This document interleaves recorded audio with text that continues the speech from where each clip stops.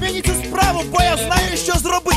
Відшукає суперпрофі найкрутіших на землі. І є чудові агрономи у сусідньому селі. Ми сколотимо бригаду І у космос полетим, де відсутня є проблема бур'яну і шкідників. Будем все розтобияти, і капуста, і щавель. Тільки дайте трошки грошей і космічний корабель. Опля, картопля, бараболя, а ми посіємо кукурудзу і квасолю.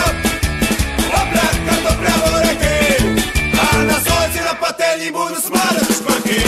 Опля, картопля, бараболя, а ми посіємо кукурудзу і квасолю. Опля, картопля, буряки, а на сонці на пательні будуть смалити шкварки.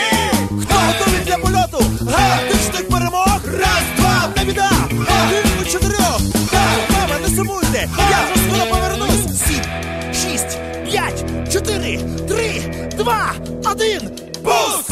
Опля, картопля, бараболя, а ми посіємо кукурудзу і квасолю. Опля, картопля, буряки, а на сонці на пательні будуть смалити шкварки. Опля, картопля, бараболя, а ми посіємо кукурудзу і квасолю. Опля, картопля, буряки, а на сонці на пательні будуть смалити шкварки.